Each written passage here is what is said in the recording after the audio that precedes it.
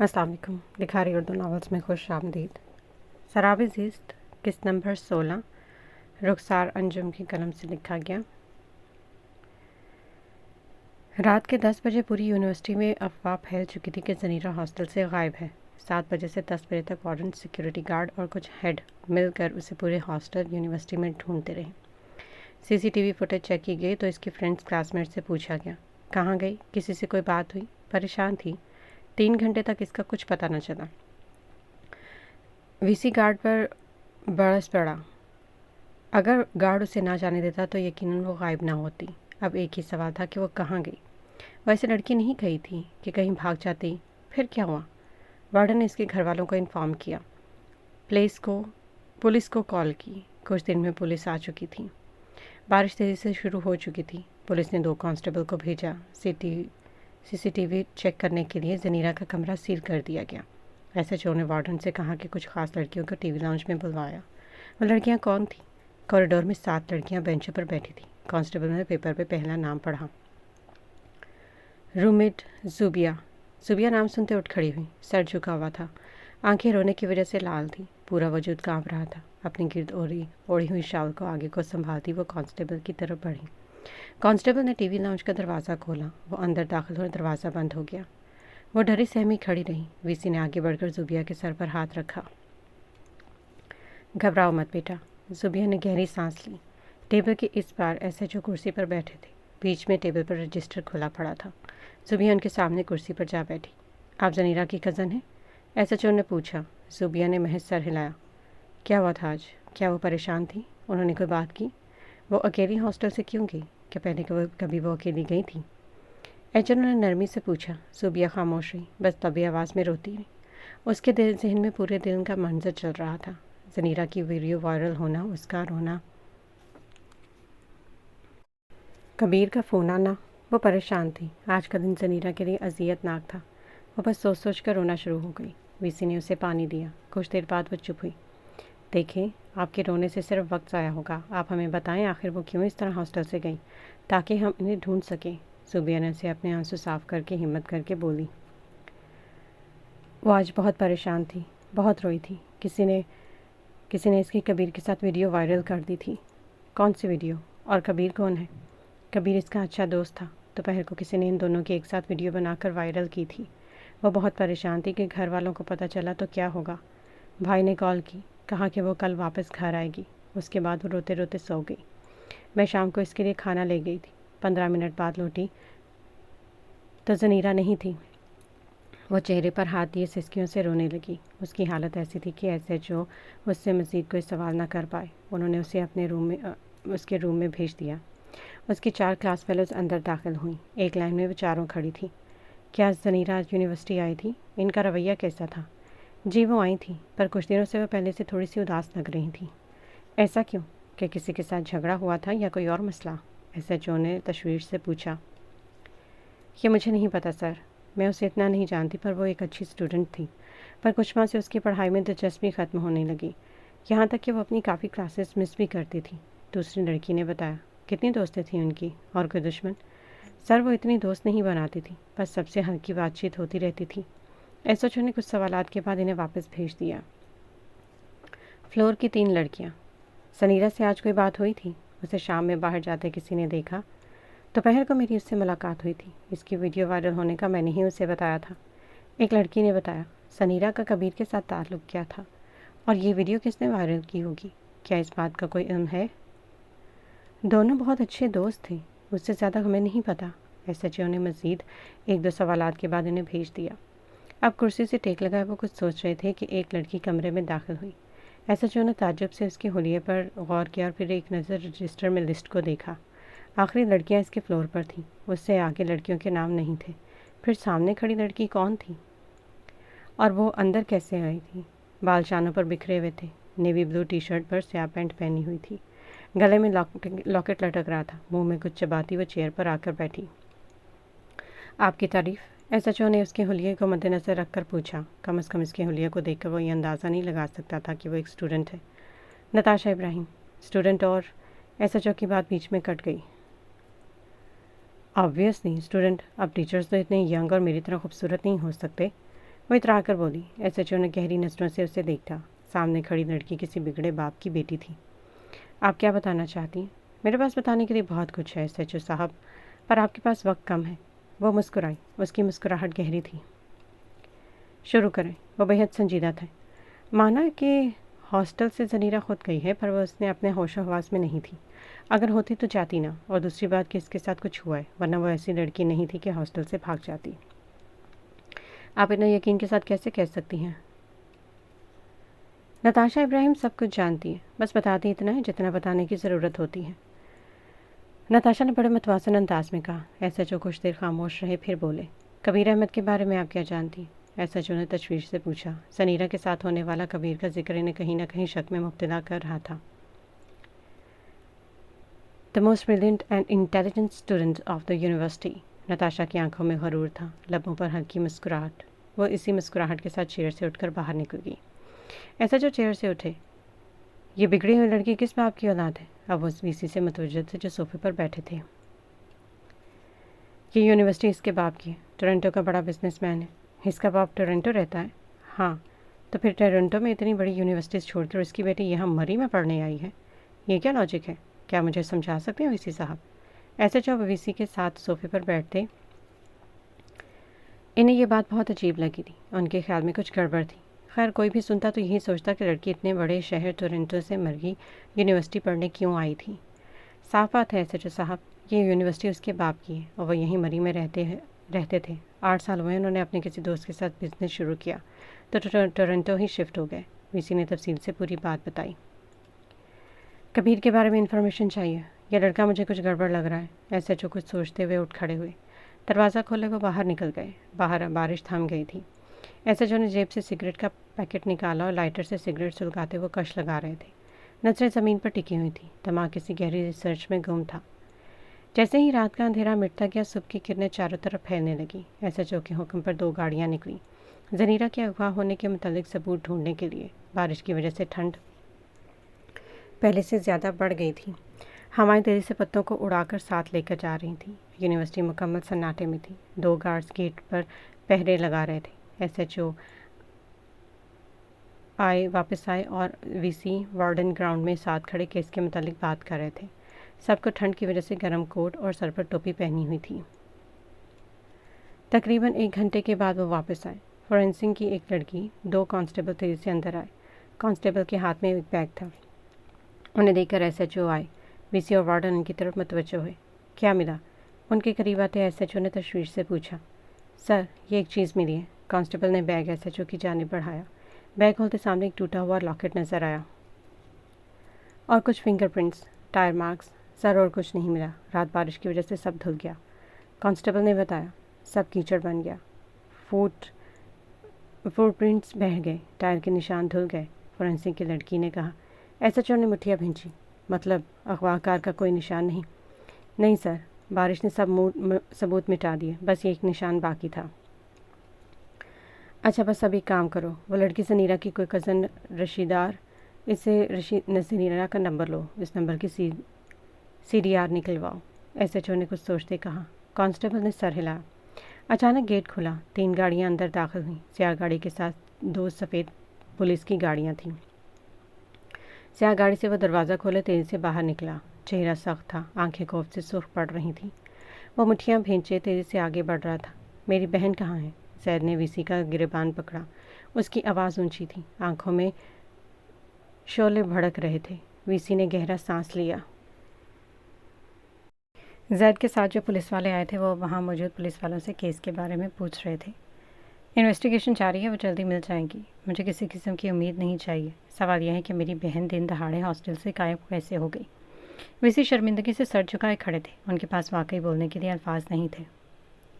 गलती तो हुई थी। उसके साथ यूनिवर्सिटी का भी नाम ख़राब हुआ था। अमार ने आगे बढ़कर सैद को पीछे किया। रिलैक्स हो जाओ। अमार ने उसके कंधों पर हाथ रखते सैद ने तेज़ी से उसके हाथों को झटका। मेरी बहन मिसिंग है, ये कोई नॉर्मल बात नहीं। अब की बार उसकी आवाज़ धीमी थी, आंखों में नमी झलक रही थी। अमार ने उसे मुश्किल से समझाकर कुर्सी पर बिठाया। अब वो दूसरे पुलिस वालों के साथ खड़ा कुछ पूछताछ कर रहा था। सुबह के 8 बजे सब स्टूडेंट्स को ग्राउंड में बुलवाया गया। सब स्टूडेंट्स मुंह बिगाड़े खड़े थे। न खाया, न पिया, ना फ्रेश हुए, सीधा पूछताछ के लिए घसीटा गया। SHO अमार और SHO इमरान दोनों इस कतार में जाते पूछताछ कर रहे थे। सुनैरा was such a good girl, so pure and decent. I never saw anything bad in her. I am sure something happened with her. सनीरा की कबीर के साथ वीडियो वायरल हो रही थी, उसकी वजह से वो काफ़ी टेंस थी। वो पहले तो काफ़ी खुश नज़र आती थी, पर कबीर के अमेरिका जाने के बाद वो उदास लगती थी। कबीर तो मुझे शुरू से ही पसंद नहीं था, उसे नहीं कुछ किया होगा। SHO अमार और SHO इमरान ने बेयकीनी से एक दूसरे को देखा। आप कहना क्या चाह रही हैं? क्या आपको कबीर पर कोई शक है? SHO इमरान ने पूछा। सनीरा के साथ होने वाले हर जिक्र में कबीर शामिल था। SHO को कुछ गड़बड़ लग रही थी। कोई इत्तेफाक तो नहीं हो सकता। अब ऐसे कबीर अचानक अमेरिका गया और फिर दोनों की वीडियो वायरल हुई देखते ही सनीरा अगवा हो गई। लड़की ने कंधे उचकाए। सामने खड़े 2 पुलिस ऑफिसर गहरी सोच में पड़ गए। इसी लम्हे उस लड़की के बराबर में एक लड़की आकर खड़ी हुई। पैरों में स्लीपर्स, बाल बिखरे हुए, नकोश बिगड़े हुए थे। नताशा उस लड़की के जाने बढ़ी। लड़की ने घबराहट से अपनी गर्दन पर हाथ फेरा। कबीर ने तुम्हें मुंह नहीं लगाया तो तुम उसके खिलाफ बगावत करोगी। नताशा ने सख्त तेवरों से उसे घूरा। लड़की उसकी जानिब मुड़ी। आंखों में खौफ था, पर खौफ को कहीं छुपाए वो डट कर खड़ी थी। तुम्हें बुरा लगा मेरा कबीर के खिलाफ बोलना? लगना तो था, आखिर तुम लोग एक दूसरे के गुनाह छुपाने में माहिर हो। लड़की ने फातहाना मुस्कुराहट के साथ कहते गर्दन दूसरी जानिब मोड़ी। नताशा ठंडी निगाहों से उसे देखती रही। पुलिस वालों के साथ साथ पूरे ग्राउंड में खड़े स्टूडेंट्स का हजूम भी उनकी तरफ मतवज्जो था। तुम्हारा बाप नशा करके तुम्हारी माँ को मारता है, रात को सड़कों पर घूमकर दोस्तों के साथ आवारा गर्दियाँ करता है, ड्रग्स बेचता है, हराम खाता है, उससे भी उसका पेट नहीं भरता तो चोरी कर लेता है, और तुम उसके सारे गुनाह पर पर्दे डालकर बताती हो कि तुम्हारा बहुत महान है और तुम इसी बाप की बेगैरत औलाद हो। वो बगैर रुके बड़े मतवाज़न अंदाज में इसकी इज़्ज़त की धज्जियाँ उड़ा रही थी। आपको कोई हक़ नहीं कि आप किसी के बाप पर इस तरह से बेहुदा इल्ज़ामात लगाएं। आप में और कोई तमीज़ है? SHO अमार ने तीखे लहजे में कहा। नताशा ने अब अपना रुख उनकी जानिब किया। तमीज़ की बात मत करें, वो मुझ में बहुत है, इसलिए तो सिर्फ ज़बान चला रही हूँ, वरना ज़बान के मुकाबले में मेरे हाथ ज़्यादा काम करते हैं। 2 मिनट के अंदर खड़े यहाँ हर स्टूडेंट के पूरे ख़ानदान की हिस्ट्री निकाल कर दे सकती हूँ मैं आपको। SHO साहब, तो मुझे क्या ज्ञान मत दें। आप जानती हैं आपकी इस बदतमीज़ी पर आप पर केस भी किया जा सकता है। आपकी बार SHO इमरान बोले। जो दिल करें वो केस बनाएं। SHO साहब, वैसे भी आजकल मुझे जेल जाने का शौक़ चढ़ा हुआ है। वैसे भी मैंने जेल नहीं देखी, तजुर्बा होगा। नताशा के लबों पर हल्की सी मुस्कुराहट थी, लहजे में तुर्शी और अंदाज में रोक था। वो इनके आगे से गुजरती स्टेज पर खड़ी VC की जानिब बढ़ी। अगर आपकी इजाज़त हो तो क्या मैं अपने रूम में जा सकती हूँ? नताशा ने लफ्ज़ों पर जोर डाला। VC ने लब खोलते इससे पहले SHO इमरान की गरजदार आवाज़ गूंजी। यहाँ से कोई हिल भी नहीं सकता। नताशा ने एक नज़र खड़े पुलिस वालों को देखा। दिल तो कह रहा था कि जो पिस्टल लगाए खड़े हैं उनकी गोलियां उनके सीने में उतार दें। एक बार फिर गाड़ियां कतार में ज़नीरा को ढूंढने के लिए निकली। वार्डन और 2 कांस्टेबल उसकी तस्वीर लेकर शहर पूछताछ कर रहे थे। बाकी पुलिस वाले यहाँ आसपास ढूंढ रहे थे। जैद गाड़ी में बैठकर अपनी बहन की तलाश में निकला था। वो जंगल की साइड गाड़ी घुमाता हर मोड़ पर बाहर निकलता उसे तेज़ आवाज़ में पुकार रहा था। जंगल के एक एक कोने में सब स्टूडेंट्स, टीचर्स, प्रोफेसर्स एक साथ मिलकर उसे ढूंढ रहे थे। सुबह से शाम, शाम से रात होने वाली थी। उसका कुछ पता नहीं था। एक बार फिर पूरा ग्राउंड भर गया। सब सुबह की तरह अपनी अपनी जगह पर खड़े थे। सैद अपने बालों में हाथ फेरता इधर उधर टहल रहा था। ग्राउंड में मुकम्मल खामोशी थी। सब स्टूडेंट्स सब गुस्से से नाक चढ़ाए सबको घूर रहे थे। अब इनकी कुव्वत बर्दाश्त खत्म होती थी। एक ही जगह पर पूरा दिन इन्हें खड़ा किया गया था जैसे मुजरिम ही वो हों। 3 लोग जिनके साथ ज़नीरा की बिल्कुल नहीं बनती थी। अचानक SHO इमरान ने ग्राउंड में खड़े सब स्टूडेंट्स की जानिब देखा। एक लड़की ने हाथ उठाया और फिर वहाँ खड़े 2 लोगों की जानिब इशारा किया। SHO ने इन्हें कतार से बाहर निकालकर सामने खड़ा। और तीसरा, SHO ने एक नज़र सबको देखा। सर, वो मानूर हैं। दोनों की एक दूसरे से बिल्कुल नहीं बनती थी। अक्सर देखने को मिलता था किसी बातों पर बहस हो जाती थी। एक लड़की ने कतार से बाहर निकलकर बताया। मानूर कहाँ है? वो चिट्ठी पर है, अपने घर लाहौर गई है। SHO ने बात को समझते सर हिलाया और उनकी जानिब मुड़ा। जी कामिल साहब, सुनने में आया कि ज़नीरा को खासा नापसंद करती थी, ऐसा क्यों? SHO ने चेयर से टेक लगाई। कामिल ने पहली 2 गहरी नज़रों से उन्हें घूरा। देखिए ऑफिसर साहब, ये बात आप भी जानते हो, हम भी के इंसान को तो सब पसंद नहीं आ सकता, कोई ना कोई से नापसंद भी करता है। कामिल का लहजा कदरे नरमी से भरपूर था। मैंने वजह पूछी है। इस बार SHO का लहजा सख्त था। वो तो ज़नीरा को ही मालूम होगी। कामल ने कंधे उचकाए बेनियाजी अंदाज से गुजर कर दोबारा अपनी कतार में जाकर खड़ा हुआ। ऐसा जो अब सामने खड़ी नताशा की जाने मतवज्जो हुई। इससे पहले कि वो बोलने के लिए लब खोलते, नताशा जल्दी से बोलो। मेरी टांगों में बहुत दर्द है और बोल बोलकर ज़बान थक गई है। नींद भी बहुत आ रही। सर क्या मैं जाऊँ? नताशा ने जमाए लेते अपनी आंखों को मसला। ऐसे जो उन्हें गहरा सांस लिया। पूरी की पूरी यूनिवर्सिटी के स्टूडेंट ड्रामेबाज थे। अब तक वो तो ये समझ चुके थे कि इनके मुँह से कोई ऐसी बात निकलेगी ही नहीं जो इनके काम की हो। इसलिए उन्होंने अब सब स्टूडेंट्स को जाने की इजाज़त दी। सब लड़के लड़की शुक्र का सांस लेते अपने अपने हॉस्टल की जानिब बढ़ गए।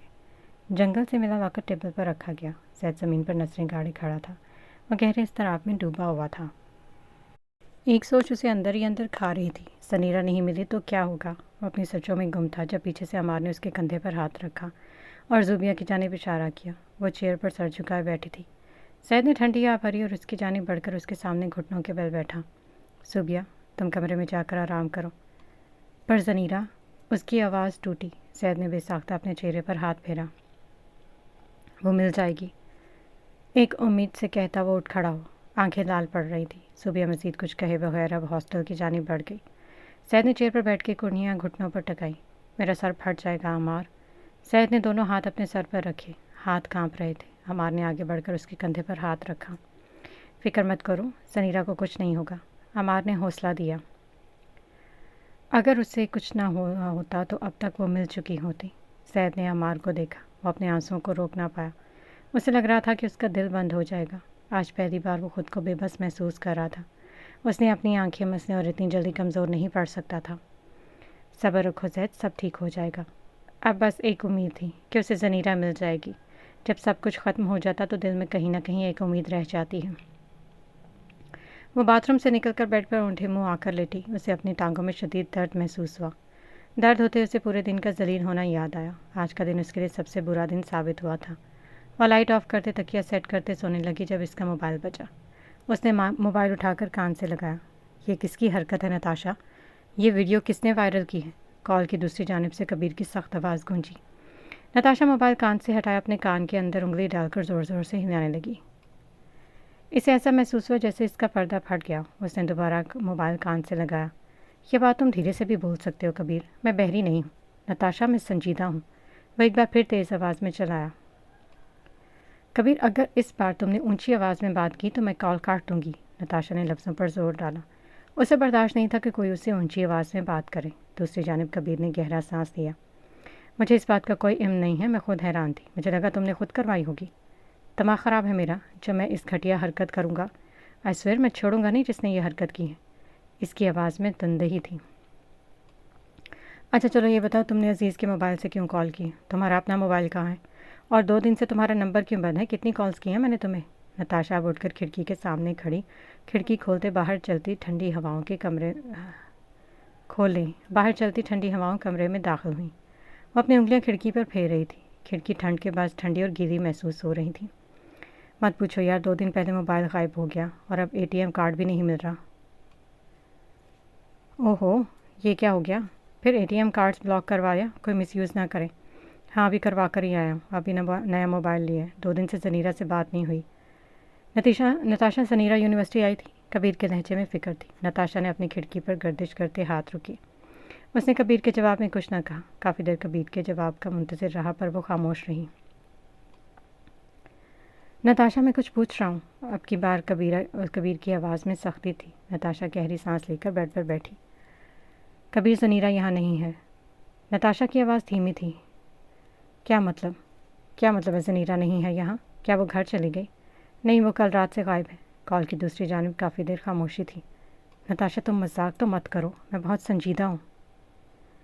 मैं कोई मजाक नहीं कर रही कबीर, वो कल रात से लापता है और अब तक इसका कुछ पता नहीं चला।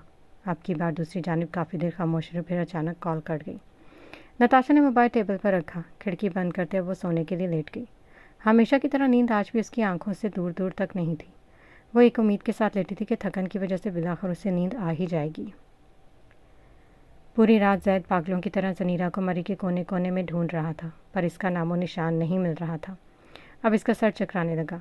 अचानक गाड़ी झटका खाकर रुकी। वो गाड़ी से बाहर निकला। सामने सफ़ेद खूबसूरत मस्जिद बनी हुई थी जिसका हरे रंग का बड़ा गुंबद था। जैद गाड़ी से टेक लगा इस गुंबद को देख रहा था। अजानों ने उसके कानों पर दस्तक की, दी कि नमाज का वक्त हो चुका है। उसने अपने कदम मस्जिद की जानिब बढ़ाए। मस्जिद की दहलीज पर कदम रखते उसके दिल में एक सुकून सा उतरा।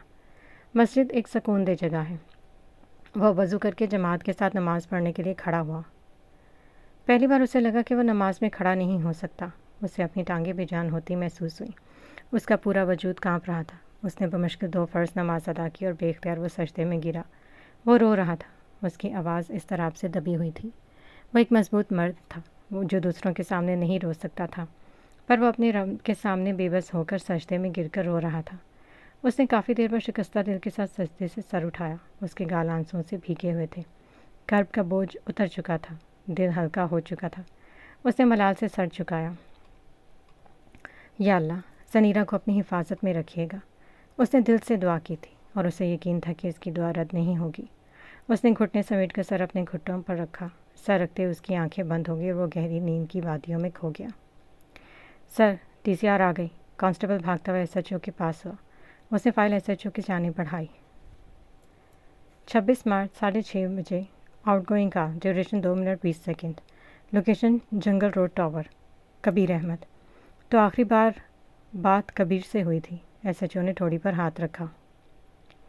कबीर का रिकॉर्ड निकलवाओ। कांस्टेबल सर हिलाता ऑफिस से बाहर निकला। एसएचओ वीसी की जानिब मुतवज्जो है। इससे पहले कि वो कुछ बोलते कोई तेज़ी से वीसी के ऑफिस में दाखिल हुआ। उसके चेहरे के तासुरात सख्त थे। वीसी उठकर खड़े हुए। कबीर, तुम यहाँ कैसे? तुम तो अमेरिका गए थे। ज़नीरा कहाँ है? कबीर की आवाज़ ऊंची थी। जबड़े तन गए। एसएचओ चेयर पर बैठे उसे घूर रहे थे। पता नहीं वो कल से कहाँ चली गई, अब तक नहीं मिली। क्या आप ये कह रहे हैं हर स्टूडेंट आपकी रिस्पॉन्सिबिलिटी है? आपने उसे अकेले कैसे जाने दिया? उसकी आंखें हैरानगी से भरी थीं। आवाज़ बुलंद थी। वो अपना आप खोते चिल्ला रहा था, ये ख्याल किए बगैर कि वो किससे बात कर रहा है। ये सोचे कि बगैर कि वहाँ पर पुलिस मौजूद है। एसएचओ उठकर अपनी कुर्सी से उठकर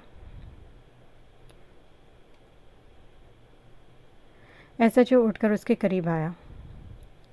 तुम्हारा ज़नीरा से क्या ताल्लुक़ है? एसएचओ के अचानक सवाल पर कबीर उनकी जानिब बढ़ा। वो कुछ देर चुप रहा। उसे समझ नहीं आ रहा था कि वो क्या जवाब दे। ये दोनों के एक दूसरे से मोहब्बत करते थे? वो ये नहीं कह सकता था। सब तो जानते थे, फिर क्यों वो फिर एसएचओ को ये नहीं बताना चाहता था? हम बहुत अच्छे दोस्त थे, कबीर ने आहिस्तगी से बताया। ज़नीरा की आखिरी बार बात आपसे हुई थी। क्या बात हुई थी? और इसके अगवा होने से कुछ देर पहले बात हुई। ये क्या लॉजिक है? क्या आप हमें समझा सकते हैं मिस्टर कबीर? एसएचओ चेयर खींचकर उसके सामने बैठे। कबीर ने चौंक कर उसे देखा। वो बआसानी महसूस कर चुका था एसएचओ की शक भरी निगाहें। 2 दिन से मेरा मोबाइल गुम हो चुका है और आप कह रहे हैं मेरी ज़नीरा से बात हुई? कबीर के जवाब पर एसएचओ हल्का मुस्कुराया। क्या तुम्हें पुलिस वाले इतने बेवकूफ़ लगते हैं कि तुम झूठ बोलोगे और हम मान जाएंगे?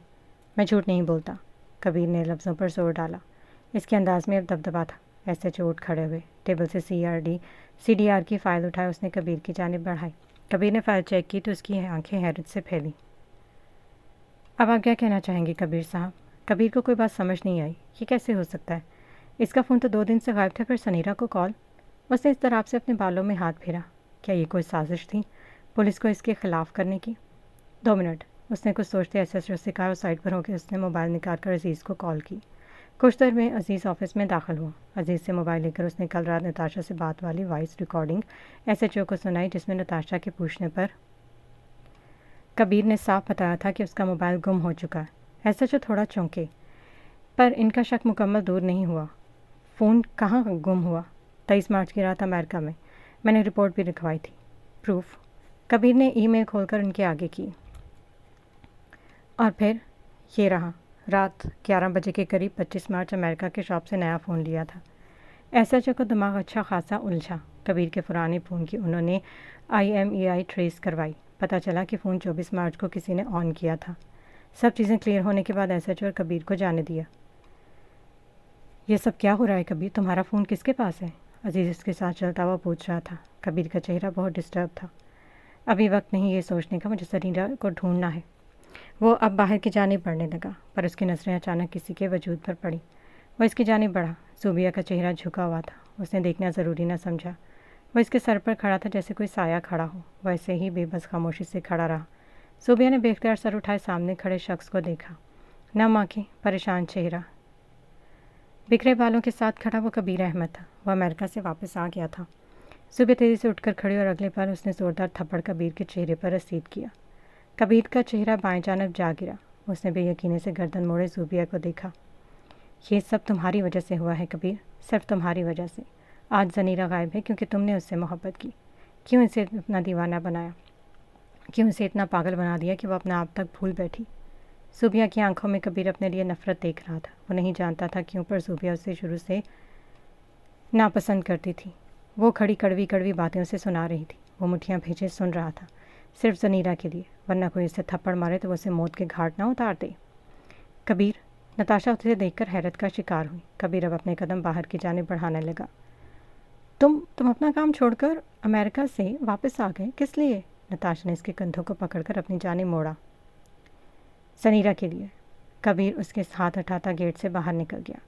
गाड़ी में बैठकर वो अब ज़नीरा को ढूंढ रहा था। वो जंगल के सामने गाड़ी रोककर जंगल के अंदर जाने लगा। वह जंगल के कोने में पुकारता रहा। अगर ज़नीरा होती तो यकीनन उसे आवाज़ देती। सुबह से दोपहर तक उसने पूरे जंगल को छान मारा। गाड़ी में बैठकर वो अब दूसरी जानिब बढ़ गया। पहाड़ों पर लदे घने जंगल की चीड़ के दरख्तों में उसे दीवानावार आवाज़ें देता रहा। हर हवेली में जाकर उसे ढूंढ रहा था। हर जगह पर ढूंढने के बाद वो गाड़ी के शीशे से पुश्त तकाए बैठा था। उसे अब मरीज छोटा लगने लगा था। उसने हर जगह तो उसे ढूंढा था, आखिर वो कहाँ थी? क्या हुआ इसके साथ? क्या वो मरी में मौजूद है भी या नहीं? उसकी आंखों के किनारे भीगने लगे। उसने अपनी आंखें रगड़ी। रात का अंधेरा चारों तरफ फैल गया था। रात की तारीकी हर चीज़ को खौफनाक बना रही थी। रात के गहरे होते एक खामोशी की छाप सुना छा गई थी। वह सड़क पर गाड़ी घुमा रहा था। दूर दूर तक आगे का मंजर भी नजर नहीं आ रहा था। ठंड की वजह से हर तरफ धुंध थी। अचानक कोई मुकम्मल स्याही में ढंपा वजूद उसकी गाड़ी के सामने आया। उसने तेज़ी से गाड़ी को ब्रेक दी। वो शख्स सियाह लिबास में गाड़ी के सामने खड़ा था। वो कौन था शख्स, और इसकी गाड़ी आगे क्यों आया? वो सीट पर बैठा आकर दरवाज़ा खोले बाहर निकला और उस शख्स के सामने खड़ा हुआ। उस शख्स का चेहरा ढका हुआ था। कौन है आप? प्लीज़ मेरे रास्ते से हट जाए। कबीर ने उसका चेहरा देखने की कोशिश की, पर उस शख्स पर मुकम्मल स्याही का साया था। उस शख्स ने कबीर के जवाब में कुछ ना कहा और ना वो आगे से हटा। कबीर ने सबसे मुठियाँ भींची और उसकी जानिब हाथ बढ़ाया ही था कि एक पल में उस शख्स ने कबीर के मुंह पर भारी लोहे का लकड़ा दे मारा। हमला इतना अचानक था कि कबीर खुद को संभाल ना पाया। उसका सर बुरी तरह से चकराया, सर से खून रसने लगा और वो ज़मीन पर जा गिरा।